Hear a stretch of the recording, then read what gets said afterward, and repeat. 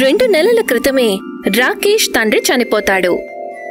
ఆయన చనిపోవడంతో రాకేష్ అతని తల్లి ఒంటరివాళ్లైపోతారు. ముగ్గురు కలిసి ఎంతో సంతోషంగా ఉండేవారు. ఎంతో సంతోషంగా ఉండేవారి కుటుంబం ఇప్పుడు శోకసంద్రంలో మునిగిపోయింది. అమ్మా, ఇంకా ఎన్ని రోజులని ఇలా ఇంట్లో కూర్చొనుంటావు? 2 నెలల నుండి నువ్వు నీ గది, కిచెన్ వదిలి అసలు బయటికే రాలేదు. ఏం చేయమంటావు బాబు? ఒకవేళ బయటకు వెళ్ళినా ఎక్కడికి వెళ్లాలో తెలియటం లేదు. వచ్చే శనివారం ఇద్దరం కలిసి సరదాగా బయటికి వెళ్దాం. మరి నీ ఆఫీసు? ఒకరోజు సెలవు పెడతాను. కొత్తగా మన సిటీలో ఒక హెలికాప్టర్ సర్వీస్ ఓపెన్ చేశారని విన్నాను. ఆ హెలికాప్టర్లో కూర్చొని పైకి వెళ్తే సిటీ మొత్తం కనిపిస్తుంది. అలాగా? మరి దానికి ఖర్చు కూడా చాలా ఎక్కువ అవుతుంది కదా. నువ్వు డబ్బు గురించి ఎందుకు ఆలోచిస్తున్నావు? నేనున్నాను కదా. నువ్వు సరే అనమ్మా, చాలు. అలాగే బాబు, సరే. ఈ కారణంతోనైనా ఇంట్లో నుండి బయటికి వస్తాను.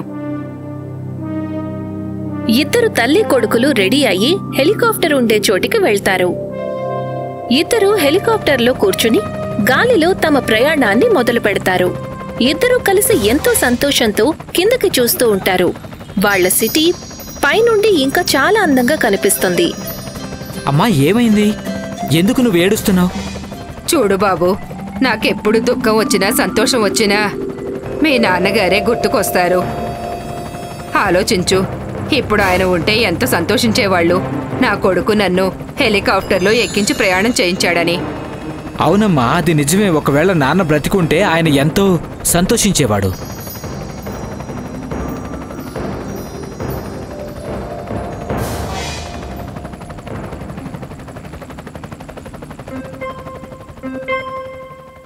నాన్న, మీరా ఇక్కడికి ఎలా వచ్చారు? ఇదంతా నాకు కలగా అనిపిస్తోంది. మీరు నిజంగానే బతికొచ్చారా? ఇదంతా నిజమేనా? లేదు సరిత, జరిగిపోయిన దాన్ని ఎవ్వరూ మళ్ళీ మర్చిపోలేరు. ఇది ఒక మ్యాజిక్ హెలికాప్టర్. ఈ హెలికాప్టర్ అందరి కలలను నిజం చేస్తోంది. అది కూడా వాళ్ళు మనస్ఫూర్తిగా కోరుకుంటేనే. మీరిద్దరూ నిజమైన ప్రేమతో నన్ను తలుచుకున్నారు. అందుకే నేను వచ్చాను. చూడు బాబు రాకేష్, నువ్వు మీ అమ్మలాంటి వాళ్ళు ఇక్కడ ఎంతో మంది నివసిస్తూ ఉంటారు. తమ కలను నిజం చేసుకోవాలని అనుకునేవాళ్ళు. కొన్ని క్షణాల కోసమైనా సరే మీరిద్దరూ నన్ను కలిసి ఎంతో సంతోషించారు. నువ్వు ఈ మ్యాజిక్ హెలికాప్టర్ సహాయంతో అందరికీ సహాయం చేస్తూ ఉండు బాబు. నా కోరిక ఏమిటంటే మీ ఇద్దరిలాగానే మిగతా వాళ్ళు కూడా ఈ మ్యాజిక్ హెలికాప్టర్ సహాయంతో తమ కలలను నిజం చేసుకుని సంతోషంగా ఉండాలని. నా కోరిక తీరుస్తావు కదా బాబు? అలాగే నాన్న, తప్పకుండా తీరుస్తాను. మీరస్సలు బాధపడకండి. మీ సంతోషం కోసం ఎంత కష్టమైనా ఈ హెలికాప్టర్ని కొనేస్తాము. మీ కలలని నిజం చేస్తాం. రాకేష్ ఆఫీసులో పొదుపు చేసిన మొత్తం డబ్బు, సరిత కూడా దాచిన మొత్తం డబ్బు కలిపి ఆ మ్యాజిక్ హెలికాప్టర్ని కొంటారు. తరువాత అందర్నీ దాంట్లో ఎక్కించి తిప్పుతుంటారు. ఆ హెలికాప్టర్కి ఉన్న మహిమల గురించి చెప్పడు. అతను ముందు ప్యాసింజర్లను అడిగేవాడు, వాళ్లకి ఉన్న కలలు ఏమిటి అని. ఒకవేళ ఆ కలలు నిజమేనని రాకేష్కి అనిపిస్తే అప్పుడు వాళ్లకి ఆ హెలికాప్టర్ గురించి చెప్పేవాడు. అతను బీదవాళ్లని, తమ కలలను నిజం చేసుకునేందుకు ఆర్థిక స్తోమత లేని వాళ్లని మాత్రమే హెలికాప్టర్లో తీసుకుని వెళ్లే ప్రయత్నం చేసేవాడు. ఒకరోజు అలాంటి ఒక వ్యక్తి రాకేష్ దగ్గరికి వస్తాడు. అతను గతంలో కూడా ఒకసారి హెలికాప్టర్లో ప్రయాణం చేసి ఉంటాడు. అతనికి ఇష్టమైన ఒక గాయకుడిని కలుసుకుని తన కలను నిజం చేసుకుంటాడు. మీరు ఇంతకు ముందు కూడా ఒకసారి ప్రయాణం చేశారు కదా? చేశాను. అయినా నేను ఇంకోసారి మళ్ళీ ట్రై చేయాలనుకుంటున్నాను. అలాగే, తప్పకుండా ట్రై చేయండి. రాకేష్ హెలికాప్టర్ స్టార్ట్ చేస్తాడు. రాకేష్ ఆ వ్యక్తి కలిసి హెలికాప్టర్లో కూర్చుని బయలుదేరతారు. ఆ వ్యక్తి చేతిలో ఒక గన్ ఉంటుంది.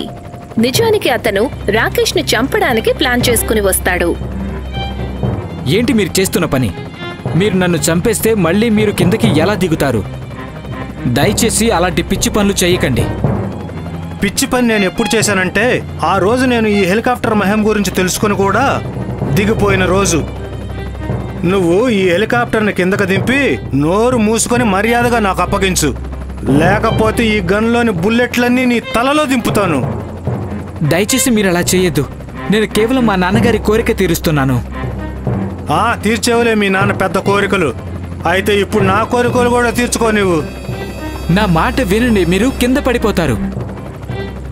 రాకేష్ హెలికాప్టర్ని దగ్గరగా ఉన్న పర్వతం మీద ల్యాండ్ చేసేందుకు ప్రయత్నం చేస్తాడు. అప్పుడే ఒక తుఫాను వస్తుంది. హెలికాప్టర్ గాలిలో అటూ ఇటూ ఊగుతూ ఉంటుంది. అది కూడా అటూ ఇటూ ఊగుతూ ఉంటాడు. రాకేష్ ని తోసేసే ప్రయత్నంలో తనే స్వయంగా హెలికాప్టర్లో నుండి పడిపోతాడు.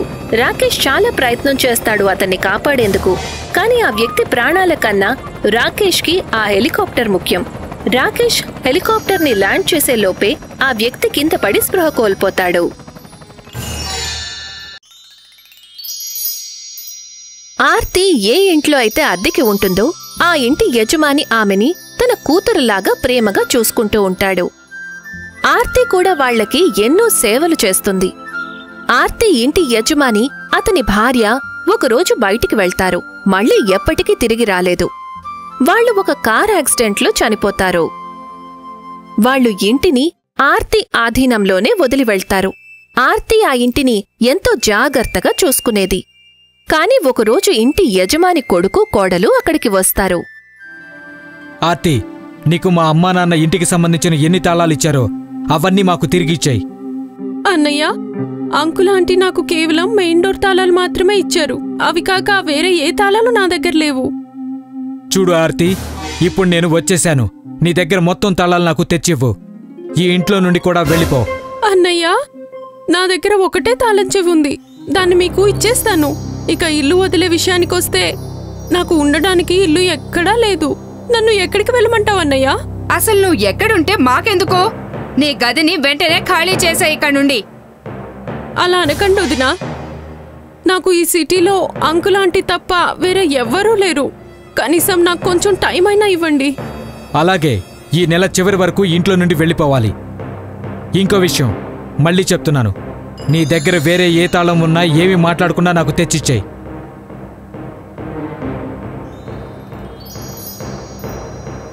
అన్నయ్య ఏ తాళం గురించి మాట్లాడుతున్నాడు? ఒకవేళ బేస్మెంట్ తాళమైతే అడగడం లేదు కదా? కానీ బేస్మెంట్ తలుపులు ఎప్పుడూ తెరిచే ఉంటాయి కదా?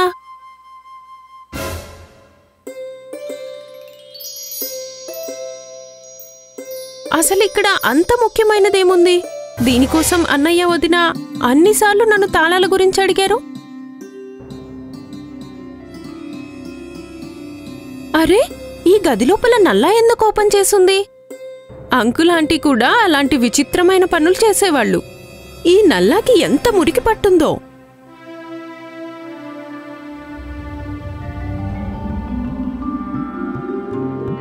ఆర్తి భయపడిపోయి వెంటనే నల్ల ఆఫ్ చేస్తుంది. అది నకిలీ బంగారం అని ఆర్తి అనుకుంటుంది.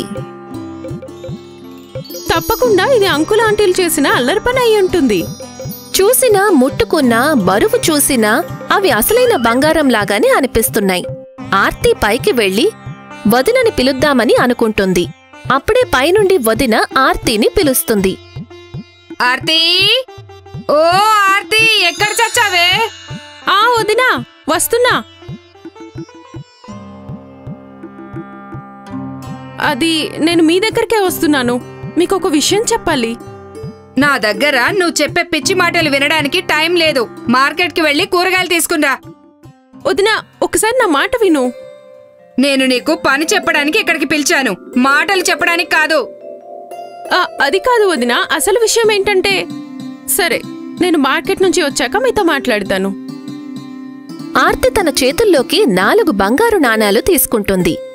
మార్కెట్కి వెళ్లే సమయంలో దగ్గర్లో ఉన్న నగల దుకాణంలో ఆ నాణాలు చెక్ చేయిస్తుంది. నగల వ్యాపారి ఆ బంగారు నాణాలు అసలైనవని, చాలా మంచి క్వాలిటీవి అని ఆర్తితో చెప్తాడు. నగల వ్యాపారి ఆర్తిని అనుమానంతో చూస్తూ ఇలా అడుగుతాడు, ఇంత మంచి నాణాలు ఎక్కడ దొరికాయి అని. ఆర్తి అతనికి సమాధానం ఏమీ చెప్పకుండా అక్కడ్నుండి వెళ్ళిపోతుంది. తర్వాతి రోజు వదిన ఆర్తి చేత ఉదయం నుండి ఇల్లంతా శుభ్రం చేయిస్తూ ఉంటుంది. ఆర్తి ఎన్నిసార్లు ఆమెతో మాట్లాడేందుకు వెళ్లినా ఆమె ఏదో ఒక పనిని అప్పగిస్తూ ఉండేది. అప్పుడు కూడా ఆర్తి మాట్లాడేందుకు ప్రయత్నం చేస్తే వదిన ఆర్తి మీద బాగా అరిచి పని దొంగ అని తిడుతూ ఉండేది. వదిన ప్రవర్తన పట్ల విసిగిపోయే ఆర్తి నేరుగా అన్నయ్యతో మాట్లాడాలని అనుకుంటుంది. ఆర్తి మళ్లీ ఒకసారి నల్లా చెక్ చేయాలని అనుకుంటుంది. ఎందుకంటే అది ఒకరోజు కోసమే జరిగిన విచిత్రమేమోనని అనుమానం.